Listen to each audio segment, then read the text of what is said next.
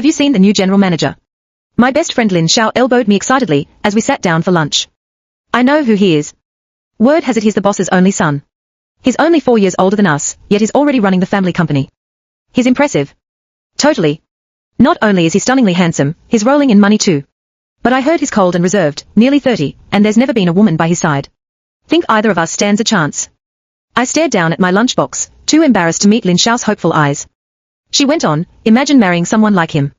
You'd never have to struggle a day in your life. Watching her gush, I said nothing. I dared not tell her the divorce certificate between Kin Kin and me was tucked away at the bottom of my desk drawer. How come someone as successful as him hasn't settled down yet? Shu Minute from admin wandered over to join our gossip. Well, Lin Xiao mumbled around a mouthful of rice, there's a rumor floating around that he's gay, into men. No way, I blurted out before I could stop myself. Who knows? Plenty of people suspect it. But I don't think he's that kind of person, I hesitated, speaking without thinking. How would you know? Do you know him? Lin Xiao stared at me in shock. I don't. I just heard it from someone else, I stammered. 7 years ago, after my parents passed away, my grandfather brought me thousands of miles to Kyoto to seek refuge with his old wartime comrade. Grandpa Kin took a liking to me. When he learned I had a crush on Kin Kin, on his deathbed he begged his grandson to marry me. The marriage was sudden and absurd, yet Kin Kin agreed. But we were never meant to walk the same path. Inevitably, we got divorced. No one knew Kin Kin had ever been married. #2. Shu Minute glanced at her phone suddenly. Stop chatting, the GM's coming down for lunch, he'll be here any second. The elevator doors pinged open the moment she finished speaking. A tall, lean figure stepped out, clad in a perfectly tailored suit with jet black buttons glinting with that familiar cold austerity. Long time no see, my ex-husband. Kin Kin's gaze caught mine, his footsteps faltering for a split second as his eyes lingered on my face. Right behind him appeared Liu Yunru, his personal secretary. I ducked my head and shoveled rice into my mouth, ready to bolt. I tugged Lin Xiao to leave, only to find her wide-eyed, utterly transfixed by Kin Kin. He's looking at me. Lin Xiao murmured to herself. I yanked her arm sharply. Finished eating. Let's go. Lin Xiao couldn't tear her eyes off him. Shu Minute, however, picked up on the odd tension, following Kin Kin's line of sight straight to me, confused. Do you know the general manager? No. But it looked like he was staring at you, she said. A bitter smile tugged at my heart. Yes, he was staring at me. We were divorced, what could there possibly be left between us? Must have been your imagination, I kept my tone neutral. Guess I misread it, Shu Minute muttered to herself. I stood to leave when Liu Yunru's voice cut through the hum of the cafeteria. Yi Shu. The room fell dead silent. Every pair of eyes swiveled to me, filled with curiosity, speculation, and judgment. I lifted my head, forcing an awkward smile at Kin Kin and Liu Yunru a few steps away. Good afternoon, General Manager, Secretary Liu. You two came down for lunch. I laughed nervously to break the tension. An awkward silence hung thick in the air. Then Kin Kin spoke. Come with me. He turned and walked toward the exit without another word. I froze, stuck between staying and following. Oh, okay, General Manager, I had no choice but to trail after him. Kin Kin stopped around the corner, spinning to face me, towering over my smaller frame. Does Kin Group pay so poorly that divorce has changed your taste in clothing? He sneered, glancing at my plainly cheap outfit. It's enough to get by, I mumbled, staring at my shoes. Truth be told, my life was far from miserable. He'd been generous during the divorce. The settlement money alone let me live comfortably without working, not to mention the shares Grandpa Kin had given me before we wed. I'd chosen to work anyway, craving dignity and a life of my own making. Kin Kin huffed, clearly unsatisfied with my answer. I stole a quick glance at him before dropping my gaze again. He'd grown thinner, his features sharper, his jawline more defined than I remembered. Our divorce had been ugly and messy. We married when I was still in university, while he'd already started interning at one of the family's subsidiaries. After the wedding, he claimed I was too young to share a bedroom, even as his parents badgered me daily about grandchildren. A year later, I slipped into his bed while he was dead drunk.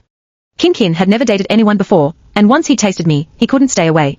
Those 2 months were the only warm, gentle stretch of our marriage.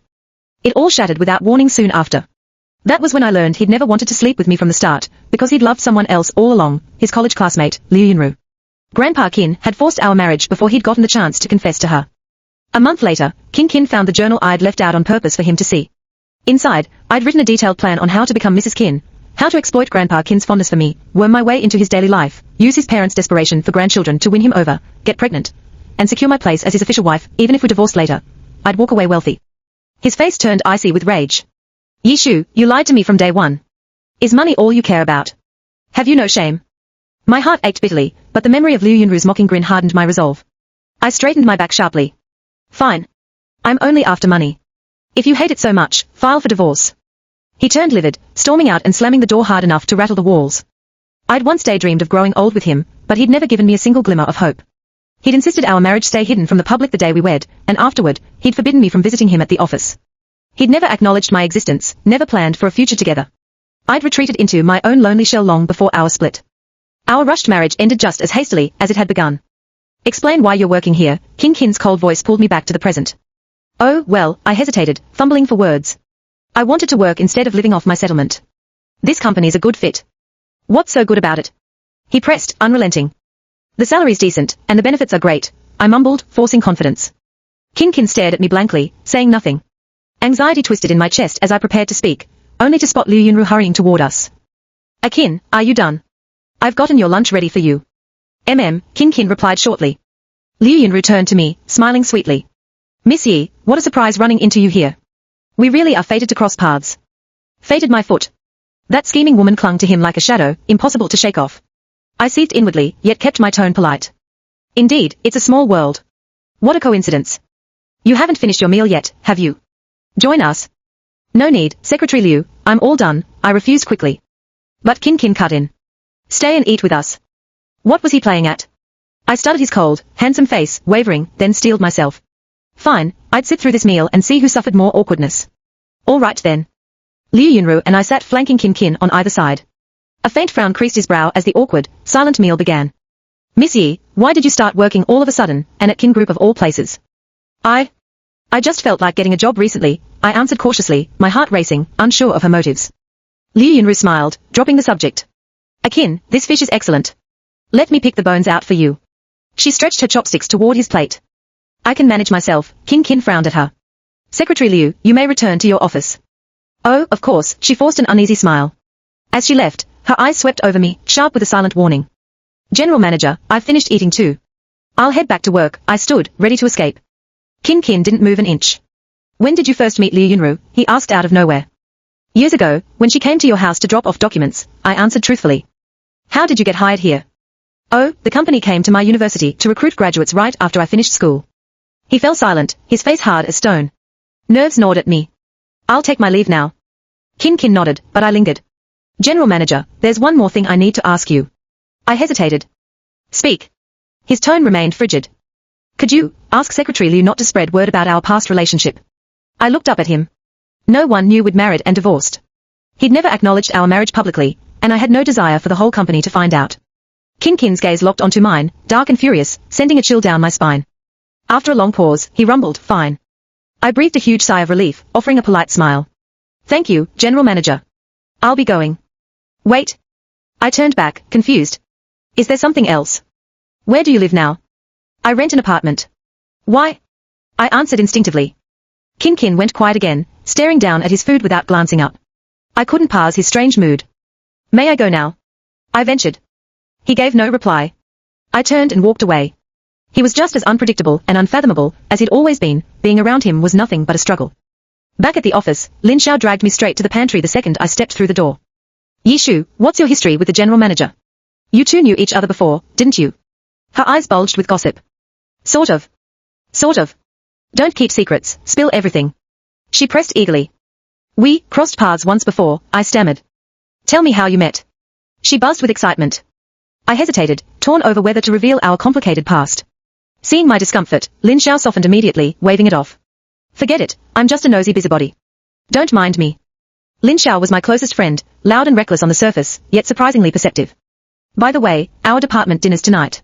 Director Zhao's coming too, she winked at me. Director Zhao Zishuan, Deputy Director of Admin, was my senior from university. He'd worked at Kin Group for 3 years, highly capable and well-liked by everyone. He'd always looked out for me. After work, Lin Xiao and I headed to the restaurant for the dinner. Zhao Zishuan had arrived early, passing out fruit platters to colleagues. Yi Shu, you're here. I was just about to call you, he greeted me warmly. Senior, you got here so early.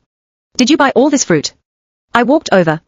Yep, seasonal varieties, they looked good, so I picked some up. Help yourselves. Thanks a ton, Senior. Lin Xiao grinned. Everyone take a seat, the dishes will be out shortly. We were about to sit when Wang Lei from our department rushed over. Director Zhao, the general manager heard we are having a department dinner, and wants to join us, to get to know everyone better. What should we do? Zhao Zishuan blinked in surprise before breaking into a smile. We'd be honored to have him. Great, I'll let the secretary's office know. Ham. Zhao Zishuan turned back to us. The GM's coming to eat with us. Have a seat and wait a moment. He hurried to the entrance to greet him personally. I froze. Why on earth was Qin Qin joining our dinner out of the blue? Lin Xiao nudged my shoulder hard. What are you daydreaming about? Come sit down. She shoved me into a chair. I sat, eyes fixed on the restaurant door. Qin Qin walked in as we'd all settled into our seats. Zhao Zishuan led the way, flanked by Wang Lei on the other side. The entire private room fell silent the second he stepped inside. Everyone's already here. Hope I haven't kept you waiting, he said, unbuttoning his suit jacket as he approached. Not at all, General Manager, we just sat down, Wang Lei laughed nervously. General Manager, this way, take the head seat. Zhao Zishuan pulled out the main chair for him. Qin Qin's gaze landed on the empty spot beside me. I'll sit here instead. Wang Lei and Zhao Zishuan both stared in shock, though Zhao recovered quickly. Of course, General Manager, please. Qin Qin dropped into the seat right next to me. I sat rigid, my nerves frayed, while he acted completely unbothered, as if I wasn't even there. Zhao Zishuan spoke up. Let's raise our glasses to the General Manager, thanking him for taking time out of his busy schedule to dine with our team. One by one, everyone stood, holding their drinks to toast him. Qin Qin drank every glass offered without hesitation, the room buzzing with lively chatter. I, however, felt utterly out of place. Qin Qin had drunk quite a bit, yet his expression remained calm and unruffled.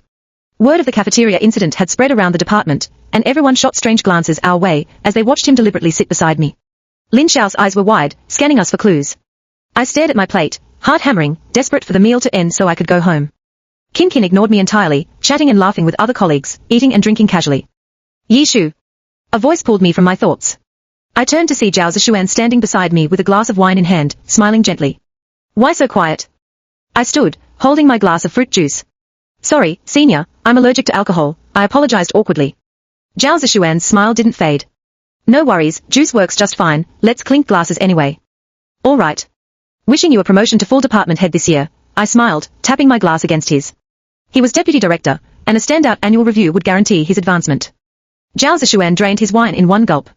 General Manager, you might not know, Yi Shu was our university's star scholar. She won first place in the national speech contest back then. Is that so? Qin Qin lifted an eyebrow, glancing at me with faint curiosity. I stared at my food, burning with embarrassment. It's true. Yi Shu was brilliant in school, and beautiful too, loads of guys chased her. Zhao Zishuan laughed, looking over at me. My face grew hot with discomfort. Really? Qin Qin said flatly. Does Missy have a boyfriend now? No. I don't, I answered awkwardly. Qin Qin fixed me with a meaningful stare. What a shame. An odd hush fell over the private room. I squirmed, unable to decipher Qin Qin's odd remark.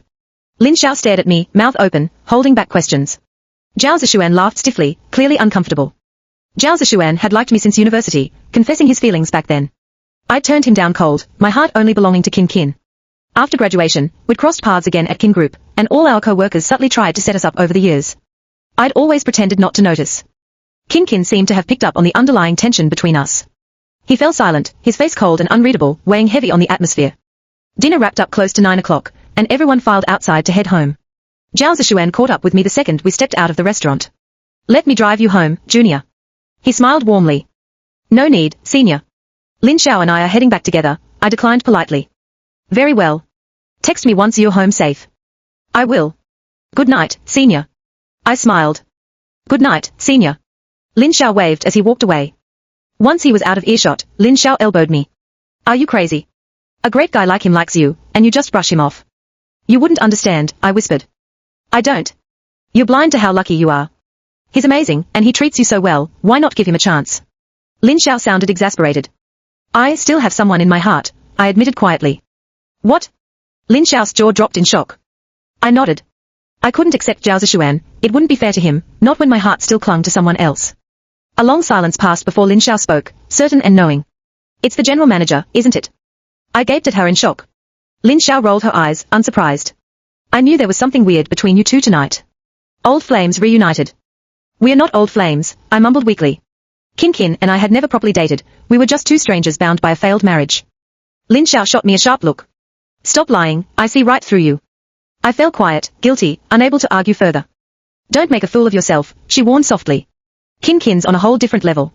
I joked about marrying him to skip decades of hard work, but people like us are just fleeting distractions to men like him. I said nothing. She continued, don't take this the wrong way, but he's born into wealth and status, worlds apart from us regular folks. We are better off finding ordinary men to settle down with. A hint of sadness tinged her voice. My heart ached for her, I knew her ex had left her broken-hearted. I was lost in thought when a car pulled up beside us, the doors sliding open. Get in. Kin Kin sat in the driver's seat, his tone icy. Us both. I gestured between Lin Xiao and myself, confused. Who else would there be? He snapped. Lin Xiao caught my eye, sending me a quick signal before turning to Kin Kin with a bright smile. General Manager, my place is just around the corner, no need to drop me off. You can take Yishu home. I'll head off now, bye. Before I could protest, she darted away. Left with no other choice, I stepped toward the car. I reached for the back door, only for Kin Kin's cold voice to stop me. Yishu, I'm not your chauffeur. I slammed the back door shut and scrambled into the passenger seat. Before I could fasten my seatbelt, a pair of long, strong hands reached over to click it into place, then pulled away just as quickly. A jolt ran through me at the brief touch. Kin Kin leaned close, his long eyelashes inches from my face. The familiar scent of his cologne mixed with faint alcohol washed over me. What are you spacing out for? He asked. I snapped back to reality, cheeks burning. Sorry, thank you. Kin Kin huffed coldly, saying nothing as he started the engine. Address, he ordered. I blinked, confused. Pardon. Your home address. His expression remained hard. I finally caught on, stammering out my apartment's location. Surprise flickered across his face. You live there? He frowned deeply. Is there a problem? I shifted nervously. Kin Kin fell silent, his face darkening with unreadable anger. The apartment complex I rented was an old low-rise, no security gate, no doorman, no elevators, just 6 narrow floors. My unit was on the top floor. Still, I loved living here. My neighbors were all elderly folk, who chatted about trivial daily joys whenever I passed by, filling the space with warm, down-to-earth life. Rent was also far cheaper than the luxury high-rises surrounding Kin Group's headquarters, all overpriced and exclusive. We are here, this is my building, I gestured awkwardly. Kin Kin stared up at the weathered brick apartment block, his frown deepening by the second. As we climbed out of the car, an elderly man with white hair ambled toward us. Xiao Yi, you're home late, he greeted me warmly. Uncle Ma, out for a walk. It's so late. Couldn't sleep, so I wandered out. Saw a nice fancy car drop you off with a young man, so I came over to say hello. Uncle Ma winked teasingly. He's not, I rushed to correct him. Uncle Ma waved off my denial, looking knowingly at Kin Kin. No need to hide it from me. He turned to Kin Kin, earnest. Young man, you treat our Xiao Yi well. She's such a kind girl. I've never seen her bring a boy home before, don't let her down. Kin Kin nodded solemnly. I will take good care of her. His words stunned me. Uncle Ma, you've misunderstood, he's not my boyfriend. I rushed to clarify again, burning with embarrassment. Uncle Ma smiled, satisfied. Good to hear you'll treat her right. I will, Kin Kin repeated. I stood frozen, dumbfounded. What are you staring at? Lead the way upstairs, Kin Kin's voice pulled me back. Huh? I stared at him in shock. You're coming up. Kin Kin nodded. Is that not allowed? No, of course it's fine, I hesitated, confused. Was he drunk? His sharp, cold expression told me otherwise. All right, come on up then. My apartment was tiny, barely 60 square meters, 1 bedroom, a combined living room and balcony, cramped kitchen and bathroom. Still, it felt warm and fully mine. Come in, I pushed open the front door. Kin Kin lingered on the threshold, his expression complicated as he took in the space. The living room was small but spotless. I'd lined the balcony with potted plants, and a stack of books sat on the sofa's armrest. He spoke at last. Did the money I gave you run out? Or are you refusing to spend what's yours? He frowned. It's not that at all. I hurried to explain. I just like it here. It suits me perfectly. Kin Kin fell silent, his dark eyes fixed on me, impossible to read.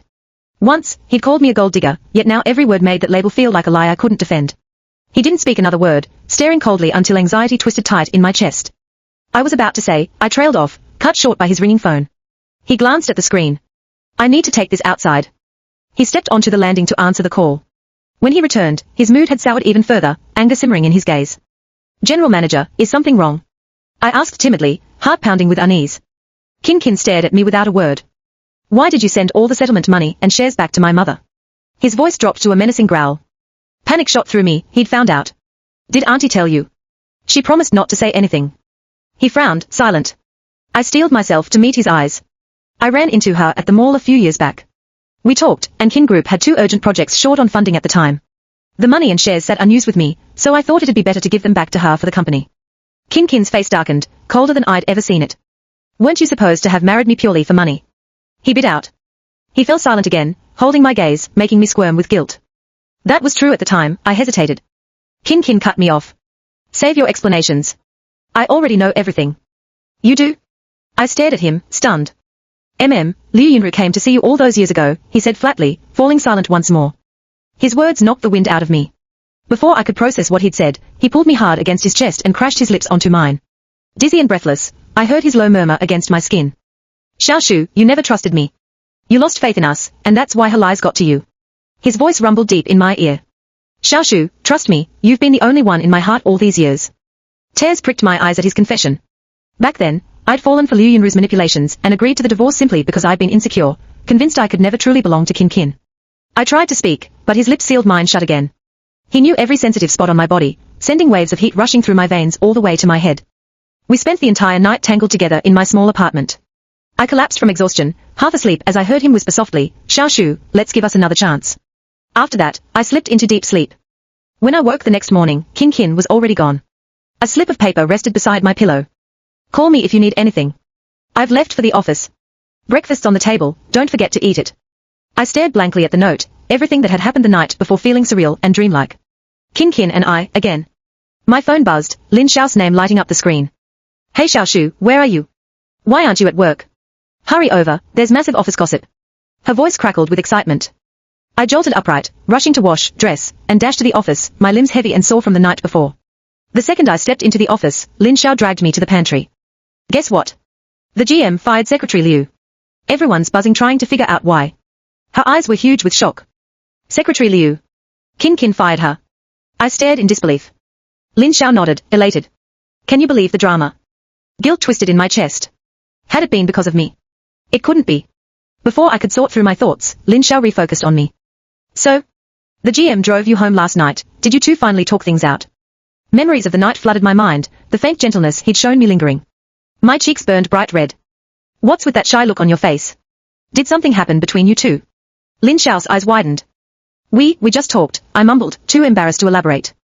No need to explain, I can read you like a book, Lin Xiao sighed, falling quiet for a moment. Are you really willing to dive back into this mess? She stared at me, exasperated, yet resigned. I guess love doesn't follow logic. All I want is for you to be happy. Qin Qin's mother called me around noon. Xiaoshu, I'm downstairs in the lobby. Her voice was warm and kind. Oh, okay, I'll come right down. I hurried to the ground floor. She was waiting for me, grabbing my hand the second I approached. Slow down, child, no rush. Auntie, did you need something? I asked softly. I just wanted to sit and chat with you, she smiled, tugging me toward a cafe near the office. How have you been these past few years, Xiaoshu? She watched me with gentle concern once we sat down. I've been fine, just busy with work. Silly girl, you've suffered so much alone, she said, her voice thick with sympathy. When you and Qin Qin divorced, he never spoke a word, but I knew his heart was broken. Neither of you told me the real reason for your split, and as his mother, there was nothing I could do to help. She sighed sadly. Qin Qin's never kept another woman by his side all these years. I know my son, he's still head over heels for you. Her tone softened. He's truly loved you this whole time, Xiaoshu. Give each other another shot. He's been waiting for you all these years. Her words left me stunned, my throat tight with sorrow.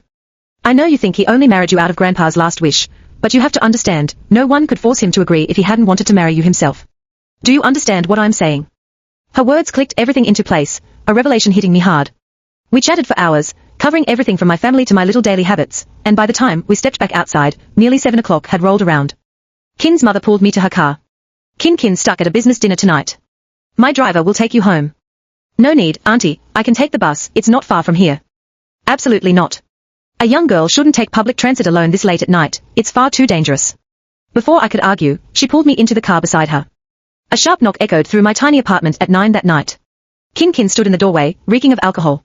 Before I could utter a word, he pulled me into his arms and pressed his cold lips to mine, kissing me fiercely and possessively. Xiaoshu, I still remember the first time I laid eyes on you, he whispered hoarsely against my skin later, sweat dampening the sheets between us. You stood shyly beside my grandfather, your eyes bright and clear. I thought right then, what a beautiful girl, with eyes like starlight. I never knew what love at first sight meant until that day. His voice was low and rough, thick with drunken sincerity against my ear. Xiaoshu, believe me. I've always loved you, and I'll spend the rest of my life treating you well. He held me tighter. Xiaoshu, let's try again, together. I stared at him, lost. Qin. What? He paused, his gaze burning into mine. You don't want to? No. I just realize I've never truly gotten to know you, I whispered. A soft smile tugged at his lips. Then I'll spend every day letting you learn every part of me. Okay. I'd like that, I murmured, my face burning hot. Qin held me closer, pouring every ounce of suppressed longing into our embrace. After a long while, he breathed against my ear, quiet and warm. Call me husband. Husband, I whispered shyly. When the storm of passion faded, he rested his head beside mine, murmuring, "Wife, let's remarry." Yes, I answered without the slightest hesitation.